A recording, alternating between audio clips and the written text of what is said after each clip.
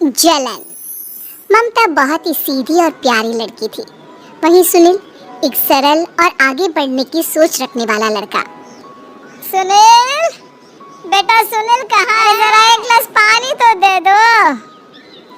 हाँ माँ, अभी आया। क्या माँ, पानी तेरे सर के पास ही तो रखा है। क्या हो गया है, तबीयत खराब है क्या? अरे नहीं कर रहा था। तो देखा ही नहीं। वैसे क्या कर रहा है? यहाँ बैठ ना मेरे पास। माँ पढ़ रहा था। वो क्या है ना, नौकरी में तो वक्त नहीं मिलता, अब ऑफिस से घर आकर ही तो वक्त मिलता है। अच्छा ठीक है, पढ़ ले जा बेटा।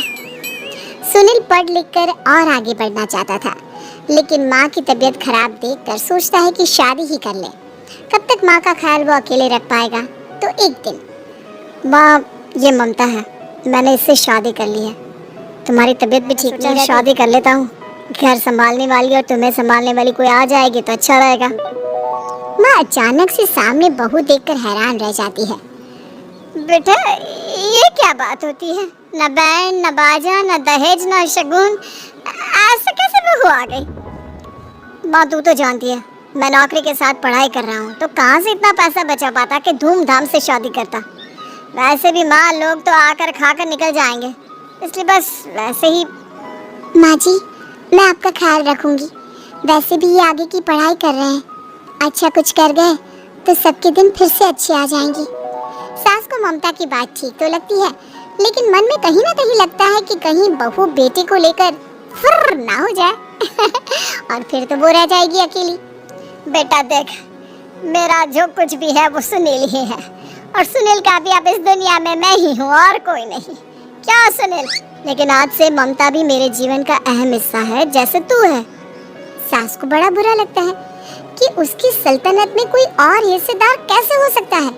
कैसे कोई और उसके 30 साल के बेटे की जिंदगी में अचानक से आकर बराबर का हिस्सेदार बन सकता है। देख बहू, मैं भले थोड़ा बीमार रहती हूँ, लेकिन इसका मतलब यह नहीं कि घर की चीजों में मेरा कंट्रोल खत्म हो गया है। मैं आज भी इस घर की रानी हूँ, समझी? बेटा सोचता है कि ये माँ को अचानक से क्या हो गया। कल तक जो माँ कहती थी कि जिंदगी का कोई भरोसा नहीं, वो अचानक से जंग के मैदान की झांसी की रानी कैसे बन गई? माँ क्या हो गया है? सब ठीक है ना? अचानक कैसी बात कर रही हो? ममता का आज पहला दिन है, स्वागत करो उसका। आसपास की आंटियों को बुलाओ, नई दुल्हन की मुंह दिखाई करवाओ। खैर, सास होने का फर्ज निभाती है और बाद में एक सहेली के साथ बाहर निकल। क्यों ही बताया नहीं कि बेटे का ब्याह कर रही हो? वैसे तो सारा दिन हम ही में घुसी रहती हो। अरे मुझे भी तो अभी पता चला, यूं अचानक सर पर लेकर आ गया। कहता है बहू है माँ तुम्हारी। अब इसको भी इतना ही मैं प्यार करता हूँ जितना तुझे करता हूँ। लो जी, ये क्या बात होगी? क्यों इतना प्यार करता है? अरे माँ का प्यार तो ज्यादा होता है। अब उसको तो कोई दूसरा पति मिल सकता है, लेकिन तुम ही बताओ, क्या माँ की ममता किसी और की हो सकती है? ना जी ना, बेटे को समझाओ ये बात। अरे क्या समझाऊं, मुझे तो खुद ही समझ में नहीं आ रहा कि क्या हो रहा है। जो बेटा कल तक माँ माँ करता था, अचानक से बीवी बीवी का राग आलाप रहा है। देखा, उसकी बीवी ना सुंदर और जवान है। सुंदरता के आगे तो एक से एक नहीं टिके, तो तेरा बेटा किस खेत की मूली है? सास को भी समझ में आ जाता है कि बहू की सुंदरता के आगे माँ का प्यार किसी काम का नहीं। ए जी, अम्मा जी सहेलियों को छोड़ने गई थी, अभी तक आई नहीं। हम देख आए क्या? अरे रहने दो ना, आ जाएंगी। कहाँ जाएगी, उनकी आदत है, एक बार जाती है तो पूरी पंचायत खत्म करके ही आती है। अच्छा ही है, खाना वाना खा कर गई होगी। छोड़ो ना, घूमेगी तो खाना पचेगा, नहीं तो ऐसे ही खाट पकड़ लेगी। बहू भी शांत हो जाती है। उधर सास सोचती है कि आज थोड़ा देर से ही घर जाती हूँ, जब बेटा परेशान होकर ढूंढेगा तब मजा आएगा। बीवी को खुद ही पता चल जाएगा कि माँ के आगे उसकी दाल नहीं गलेगी। लेकिन वहीं दूसरी ओर घर पर, ए जी, माँ जी अभी भी नहीं आई। हमको तो घबराहट हो रही है कि क्या करें, जाकर पता करें किसी के घर। अच्छा, कहाँ जाओगी ये भी बता दो। पहला दिन है तुम्हारा इस घर में और एक ही दिन में मोहल्ला छानोगी क्या? हाँ तो आप भी तो नहीं जा रहे हैं ना, हमको फिक्र हो रही है। अरे यार, ये रोज का अम्मा का। बस फिर क्या था, बेटा बहू खाना खाते हैं और कमरे में सोने चले जाते हैं। उधर जब सास को कोई देखने नहीं आता तो वो हार कर घर आ जाती है, जहाँ वो देखती है कि सारे घर की लाइट्स बंद है। सास को गुस्सा आता है, बहू, ममता बहू कहाँ हो? लेकिन सारे दिन की थकी बहू को ऐसी नींद आती है जैसे किसी ने भांग की गोली खिला दी हो। वो तो नहीं उठती। उठकर आ जाता है बेटा। तो क्या बात है अम्मा, काहे चिल्ला रही हो? अरे सो जाओ ना, सुबह की थकी है बहू, वो सो रही है, जोर से बोलोगी तो नींद खुल जाएगी उसकी। माँ को गुस्सा आ जाता है। फिलहाल तो सो जाती है, लेकिन मन ही मन ढेर सारा जहर बहू के लिए भरा होता है।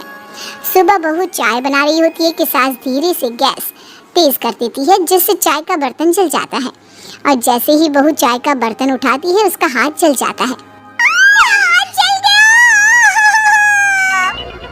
वो जोर जोर से चिल्लाकर इधर उधर भागती है कि सास थोड़ी देर में उसके हाथ में पानी डाल देती है। हाय रे बहू, क्या कर रही हो? पहली बार रसोई छुई हो क्या? सासू माँ गलती से गैस तेज रह गई थी और बर्तन जल गया, जिससे मेरा हाथ जल गया। हाय रे, कितना गंदा दाग, छी छी छी छी, मुझे तो उल्टी आ रही है तेरा गला हुआ मांस देखकर। तू ना मुझे अभी साथ से खाना मत लगाना। बहू भी खुद का हाथ देखती है तो उसे भी रोना आ जाता है। कुछ दिनों के बाद सास की सहेली आती है, बहू चाय बनाकर लाती है। उसके जाने के बाद सहेली कहती है, बहू की सुंदरता ऐसी है कि कोई भी दीवाना हो जाए। वैसे तेरे बेटे का क्या हाल है? अरे वैसा ही है, बहू के पीछे लट्टू। क्या करूं, कुछ समझ में नहीं आ रहा। मैंने तो बहू के चेहरे पर दिवाली के पटाखे की चक्री फाती, उसका पूरा चेहरा जल गया। अब देखो ना ही, अब मेरा बेटा उसे पूछता है। अरे अब तो वो उसे छोड़कर दूसरी भी देखने को बोल गया है मुझे। बहू सारी बात सुन रही होती है। आंटी एक बात बताइए, क्या भरोसा है कि दूसरी सही आए और आपके अनुसार रहे? देखिए आंटी, मेरी सासू माँ को गलत बात सिखाने की जरूरत नहीं है। हमारा परिवार साथ में खुशी से रह रहा है।